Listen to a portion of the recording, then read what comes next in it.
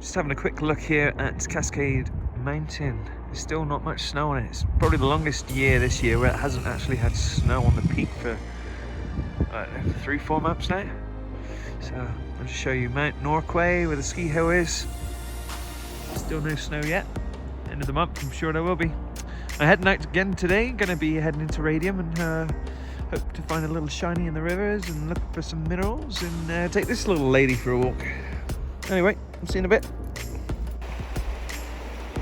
So I'm just heading up Marble Canyon here. I just thought I'd show you the old forest fire that they had through here back a while ago. It's pretty cool. I say quite a while ago, probably 50, 60 years ago. This is the bottom of the canyon.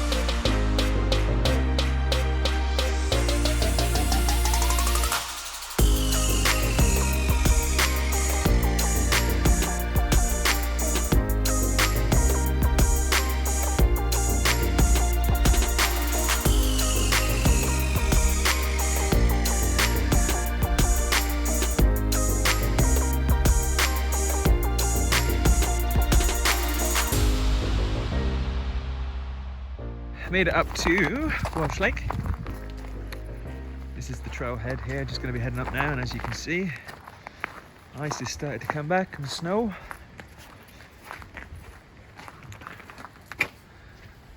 Head on up and have a little look. I'll show you when we get there. And this chicken wire. This stuff is to be wrapped around your car tires to stop the porcupines from eating the tires, the rubber, surprisingly, so FYI.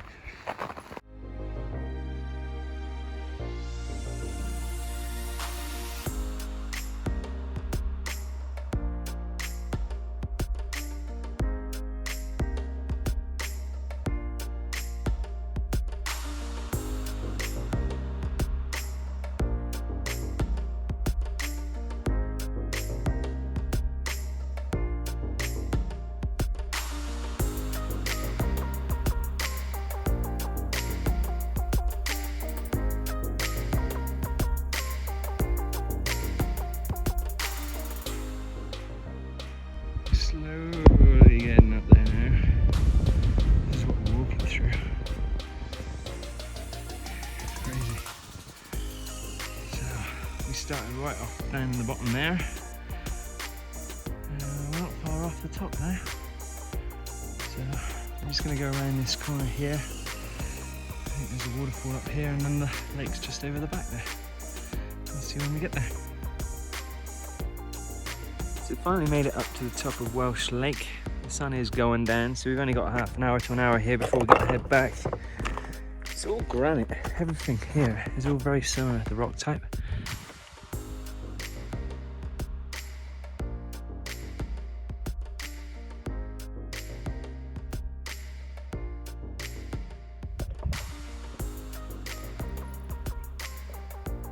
And here's where the water runs out. And it all goes into this pool here. I don't know if you can see it, but this pool gets really deep. Very, very shallow, and then all of a sudden really deep. And then there's no river outlet to it. So it's seeping down through the rocks and then coming out a bit further down.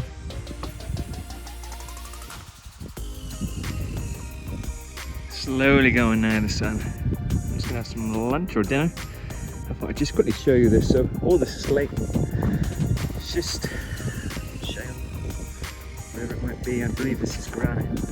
So you can see which way it's all running in the direction, and just picking it up, you can see all the minerals throughout it. So I'm just going to show you this piece here. Not very obvious, not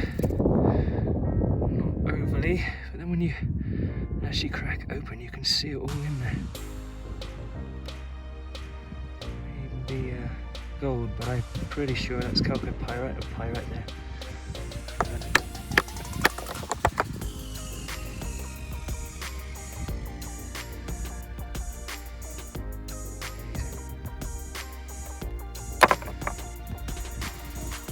And tons of it.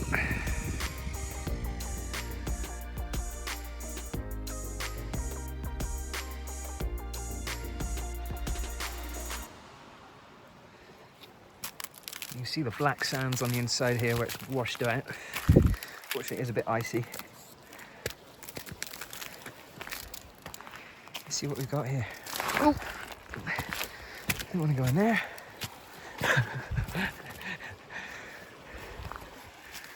It's like a clay, crusty layer, and underneath it's a bit soft. Anyway, let's see what we can do. It doesn't really look like it's getting dark, but it certainly is. So I just did that one pan. I didn't even bother trying to pan back the black sands because, well, let's just say there's a lot. Far too much. Trying to do this left-handed as well.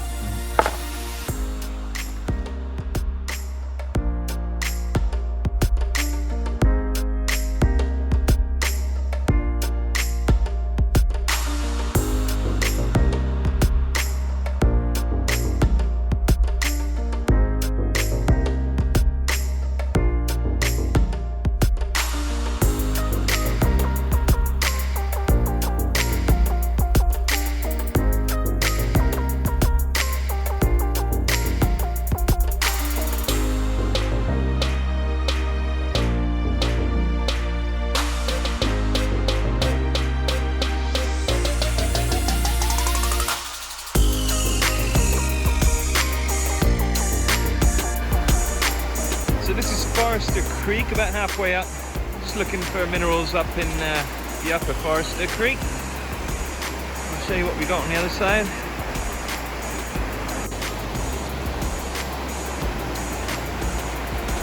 There we are. So I did 4 pans a bit further up there. A couple of specks of AU, but mostly just tons of black sand. Anyway, I'm going to head on up to Horsethief Creek now and see if we can find anything better up there. So, done a couple of pans in here. It looks like a big slab of bedrock here, I'm not sure what rock. Just down in here, where it's rushing through, it's all black sands, which is pretty good. So I just did a quick pan. It looks like copper to me, but there was a fair bit of it. And all the sulfides. Get a better look.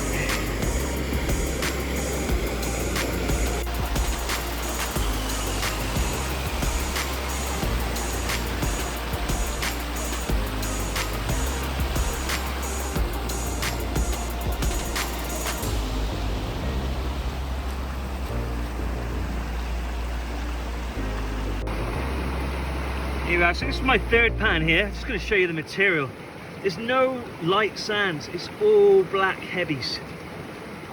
Crazy. So I'm picking up what I think is lots of copper, but I don't know what else is mixed into there. So I'm going to have a little pan that one out and I'll show you what I get this time.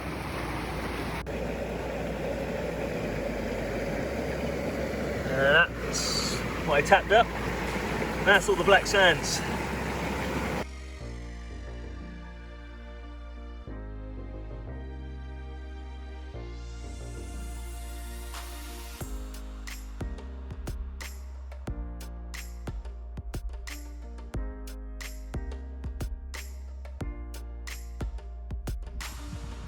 So I'm just heading back down now, heading home for the day. It's only a one-day trip. I just thought I'd quickly show you the machinery that they've got going on here. I don't know if they're washing gravel or might be a placer mine. Definitely classifier as such there. So anyway, we'll keep plodding along. I'll show you if anything interesting comes up. Lots of beautiful larch trees still coming through. So I did a pan down in there, and there's a pan down in there. Two creeks running into one.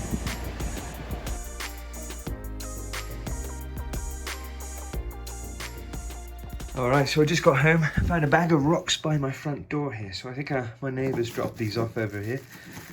I'll have a little look at this. Some pretty cool quartz crystals here on some oxidized minerals. I'll use some acid, some muriatic acid with some distilled water just to get the rust off. And then I'll show you what it looks like next time. That's kind of cool. I'll show you from the 4 pans that I got out of Forster Creek here. Sorry, a bit of a mess. So this is the black sands I got from it. Absolutely insane. So I think this is a 14-inch or 15-inch, I can't remember. But that's your black sands there. Give you a sort of scale of how much I got to work through. Yeah, not looking forward to that. Gonna have to dry it out and use a magnet, I believe. Anyway, I'll let you see what it looks like when it's done. Nothing. Unfortunately, it wasn't very much in there. I got some black sands. Well, this isn't black sands now. It's not magnetic at all. Might be a little bit of hematite in there, but it's not very red. So I believe this is probably chalcopyrite. I did pan it down, and it was really just the thin layer up here that I think there was very, very fine amounts of gold. But after looking on the MTO, it's just primarily silver, lead, zinc, and another element I can't pronounce. So not too bad. I'll put this into my jar of black sands and minerals to be Miller tabled or smelted down one day. I'll get round to that. Anyway, I'll keep plodding along and I'll show you what I get with those rocks.